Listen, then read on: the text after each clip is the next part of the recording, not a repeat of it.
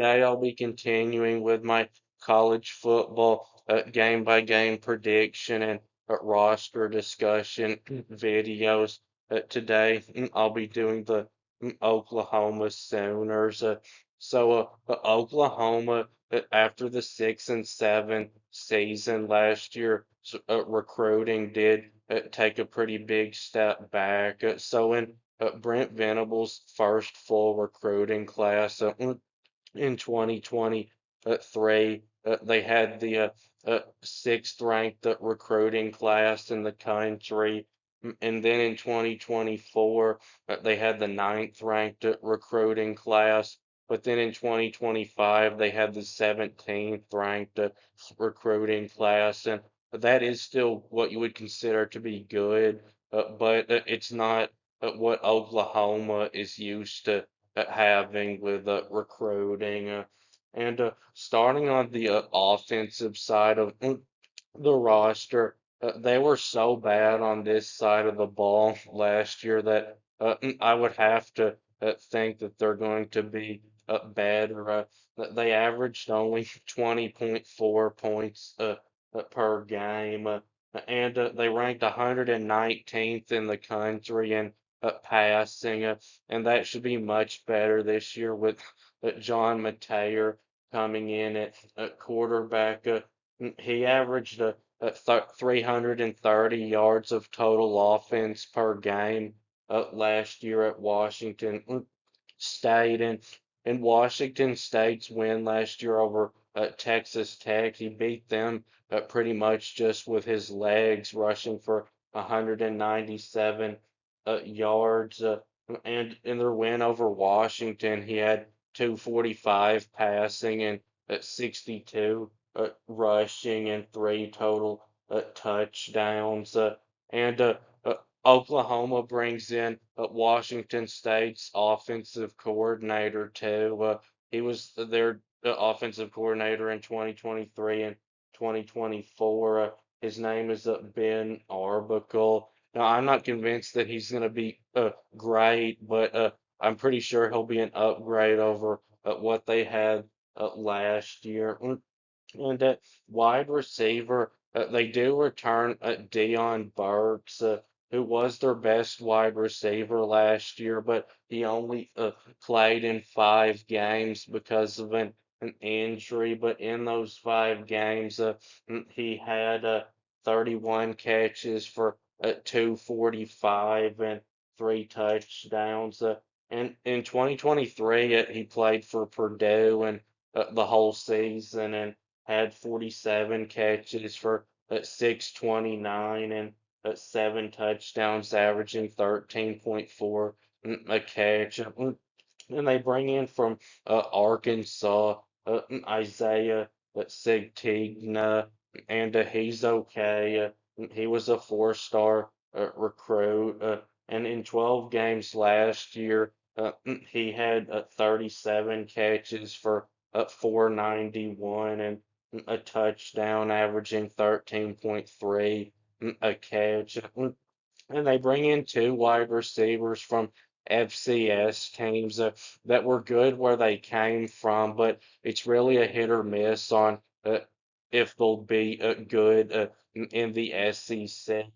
So they bring in from Arkansas Pine Bluff, Giovanni Gibson, who had last year 70 catches for 1,215 yards and nine touchdowns, averaging 17.4 a catch. And they bring in from Southern Illinois Keontez Lewis, who had last year 49 catches for 790 yards and five touchdowns, averaging at 16.1 a catch.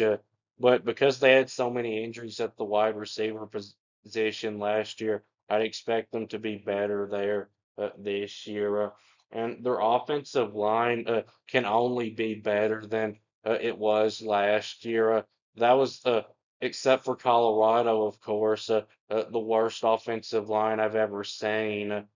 And they do have six players coming back with starting experience, but they've got to play much better. If Oklahoma's going to have a good season because last year they gave up 50 sacks and they only averaged at 3.9 yards per run because the Lions' blocking was so bad. And on the defensive side, I think they're going to be similar to last year. I think they're going to be really good. So last year they averaged giving up only 18.5 points per game. Now, I don't see them being able to replace Danny Stutzman or Billy Bowman, but Brent Venables taking over play calling, I think, can help make up for losing them because for so long, when he was the defensive coordinator at Clemson, he was the best defensive coordinator in the country. And Oklahoma's defensive line is going to be so good. They're very deep. So they do lose to Ethan Downs, who was a 3-year starter and a great player for them on their defensive line. But they've got coming back Mason Thomas, who wasn't a great tackler last year. He only had 23 tackles, but he's a very good pass rusher. He had 9 sacks and 35 total quarterback pressures and 2 forced fumbles and a pass breakup and a fumble recovery for a touchdown last season. And they've got Dominic Williams coming back, who had last year 35 tackles and a sack and a forced fumble and 8 total pressures. And they've got Jaden Jackson coming back, who had last year 30 tackles and 2 sacks and a pass breakup and 10 total pressures. And they've got Grayson Halton, a 4-star recruit who made 3 starts and played in all 13 games last year and had 30 tackles and 5 sacks and 28 total quarterback pressures and 2 forced fumbles. And they bring in from Florida State a 5-star defensive lineman who at first came from Georgia. And last year he had in 11 games 25 tackles and 4 sacks and 22 total pressures and a forced fumble. His name is Marvin Jones. And then at linebacker, to try to help make up for losing Danny Stutzman, they brought in a really good linebacker from Oklahoma State, Kendall Daniels, who at first played safety and then switched to linebacker last year and did a really good job. He had last year 64 tackles and 5.5 sacks and 7 pass breakups and 23 total pressures. And they have Kip Lewis coming back, who had last year 65 tackles and 2 pick sixes and a pass breakup and 6 quarterback pressures. He's now made 17 college starts. And then at cornerback, they do lose Woody Washington, who was a great corner for them and a starter for 3 years. But they do have Gentry Williams coming back from an injury that caused him to miss all of last season. But in 2023, he played and started in 10 games and had 30 tackles and 3 interceptions and a pass breakup. He was a 4-star recruit. And they've got Eli Bowen, a 4-star who had last year in 11 games, making 8 starts, 30 tackles, and 4 pass breakups and an interception. And then at safety, Robert Spears Jennings comes up back, who had last year 66 tackles and 4 forced fumbles.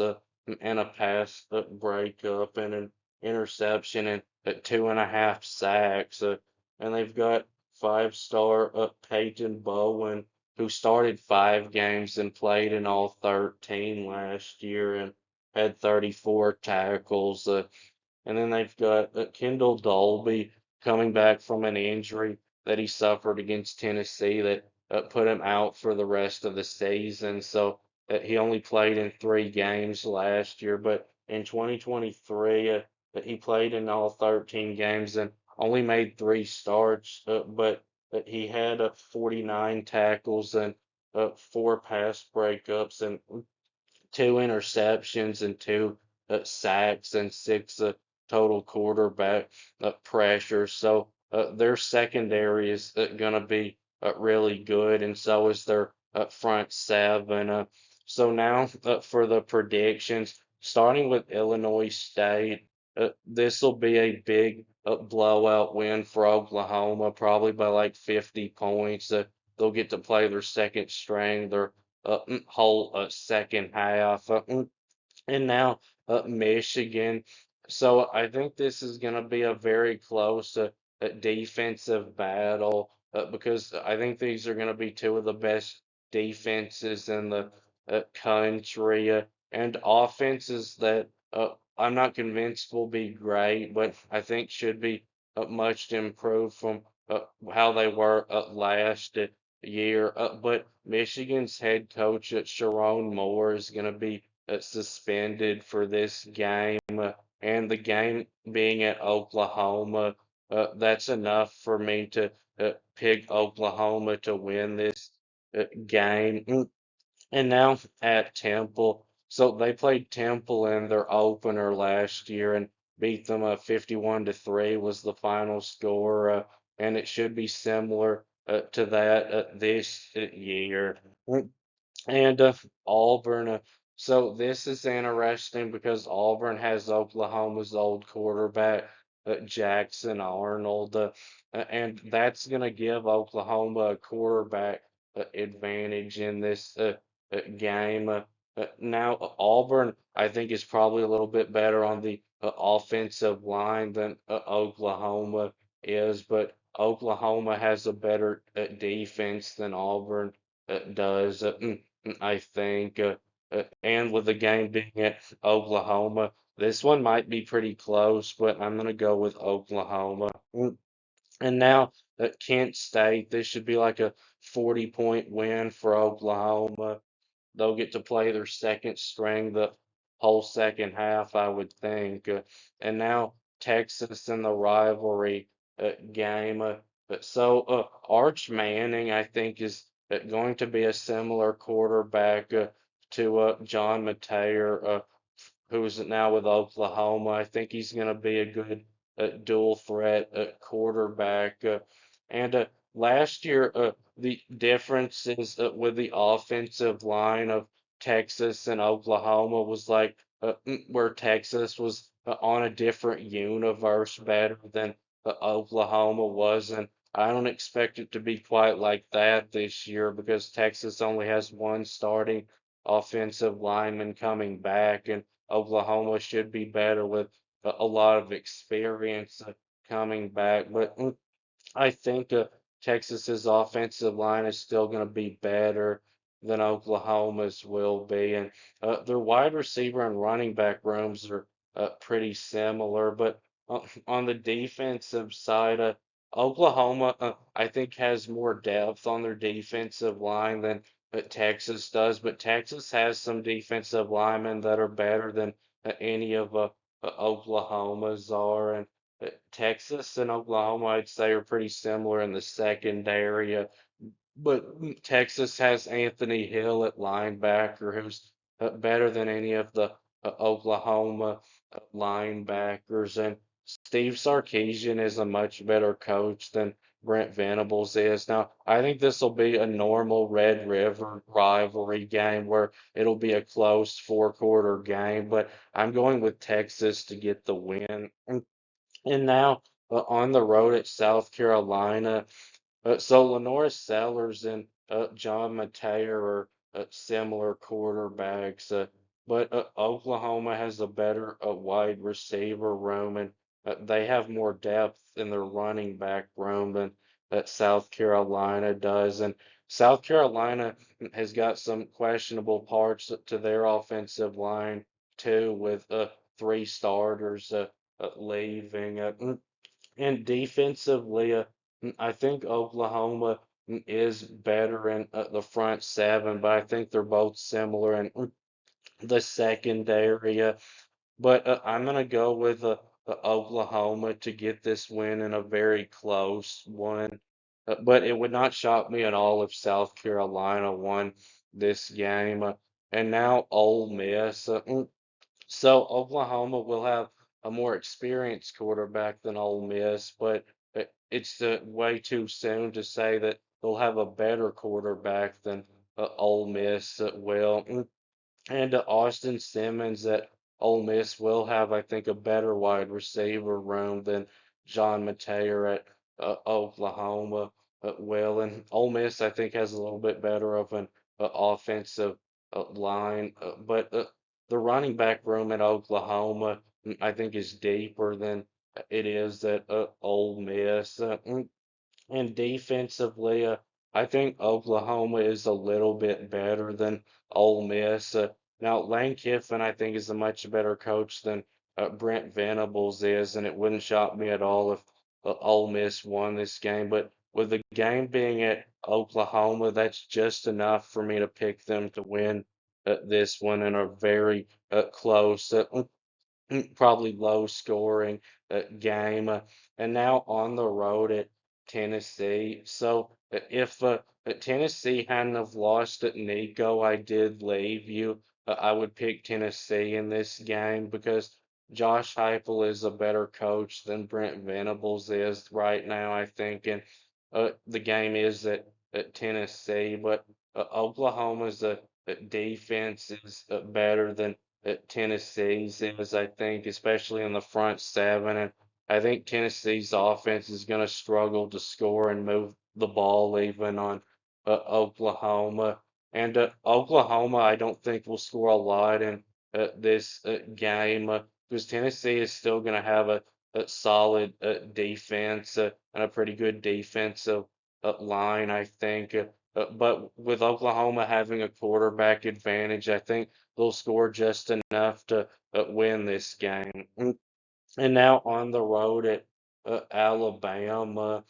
So Oklahoma has the quarterback advantage, but Alabama has an offensive line advantage, and Alabama has more proven power four level wide receivers than Oklahoma does, and the running back rooms pretty similar. But with Oklahoma having a dual threat at quarterback, they may be in a better shape with the run game and defensively. Both teams are pretty similar, but with this game being in Tuscaloosa and it being a revenge game for Alabama and Alabama's coaching staff, I think, being better than Oklahoma's. I'm going to go with Alabama to get a really close win. And now Missouri. Missouri's defense, I think, is going to be pretty good, having looked at their roster very closely. But Oklahoma's defense, I think, is going to be a little bit better than theirs. And Missouri may have a little bit of an advantage on their offensive line over Oklahoma, but Oklahoma has the quarterback advantage and they've got a better wide receiver and running back room than Missouri does. So I think this will be a lower scoring game, but with the game being at Oklahoma and Oklahoma, I think being a little bit better of a team, I'm gonna go with Oklahoma. And now LSU. So LSU has the quarterback advantage in this game, and I think they've got a wide receiver advantage too. And at running back, Oklahoma though has more depth than LSU does. And on the offensive line, LSU, I think, has an advantage.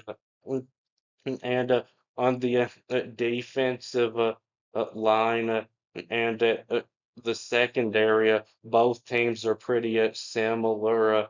But at linebacker, I'd say LSU is a little bit better. This is going to be, I think, a really good LSU defense. Even though this game is at Oklahoma, Garrett Nussmeier really did give Oklahoma's defense a lot of uh, problems when they played last year, and LSU has a better head coach, so I'm going to go with LSU to get this win. My prediction for Oklahoma is 9-3 overall and 5-3 in the conference. This won't get them to the SEC championship or to the college football playoff, but it would be a much better year than last year and should be good enough for Brent Venables to be able to keep his job.